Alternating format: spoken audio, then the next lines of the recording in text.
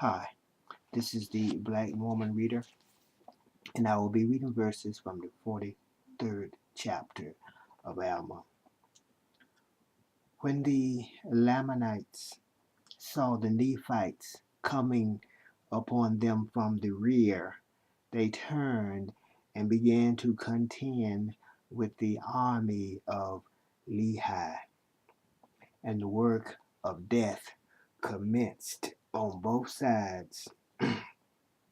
But it was more dreadful on the part of the Lamanites, for their nakedness was exposed to the heavy blows of the Nephites, which brought death almost at every stroke.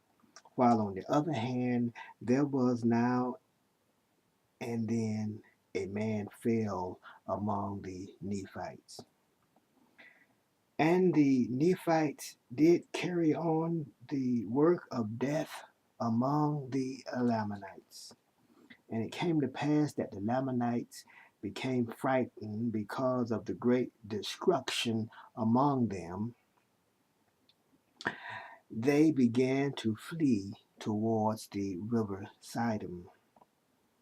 And they were pursued by Lehi and his men, and they were driven by Lehi into the waters of Sidon, and they crossed the waters of Sidon, and Lehi retained his army upon the banks of the river Sidon, that they should not cross.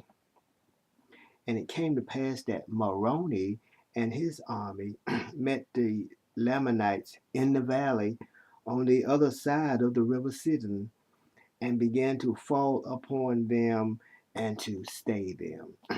And the Lamanites did flee again before them towards the land of Manatee. And they were met again by the armies of Moroni.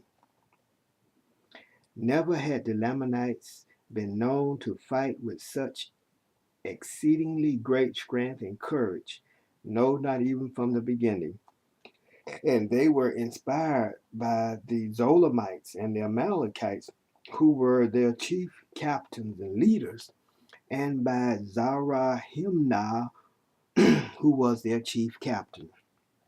They did fight like dragons, and many of the Nephites were slain by their hands, for they did smite in two of their head plates, and they did pierce many of their breastplates, and they did smite off many of their arms, and thus the Lamanites did smite in their fierce anger. Nevertheless, the Nephites were inspired by a better cause, for they were not fighting for monarchy nor power, but they were fighting for their homes and their liberties, their wives and their children, for their rights of worship and for their church.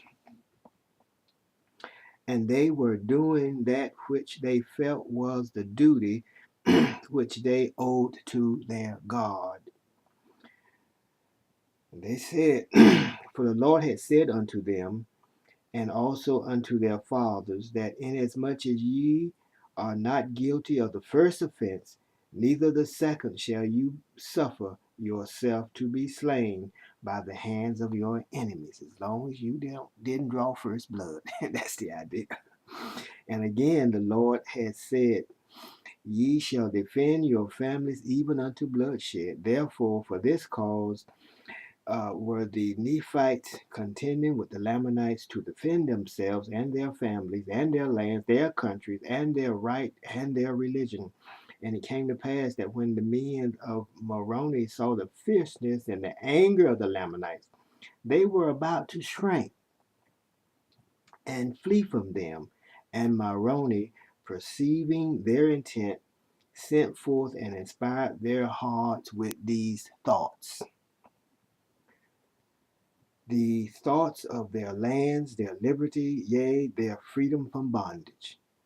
And it came to pass that they turned upon their Lamanites, and they did cry with one voice unto the Lord their God for their liberty and their freedom from bondage. And they began to stand against the Lamanites with power. And in that selfsame hour, they cried unto the Lord for their freedom. The Lamanites began to flee before them, and they fled even to the waters of Siddim. Siddim, jumping in the river. So much so that they were gathered together in one body in the river, upon the banks by the river. Therefore the armies of Moroni encircled them about, yea, even from both sides of the river, for behold, on the east were the men of Lehi. Therefore when Zarahemnah saw the men of Lehi on the east of the river Sidon, and the armies of Moroni on the west of the river Sidon, that they were encircled about by the Nephites, they were struck with terror. Now Moroni, when he saw their terror, commanded his men that they should stop shedding their blood. So these guys are in the river and they are surrounded on all sides. And then Moroni ordered his armies to stop the bloodshed. And on that note, we'll stop. And until next time, this is the Black Mormon Reader.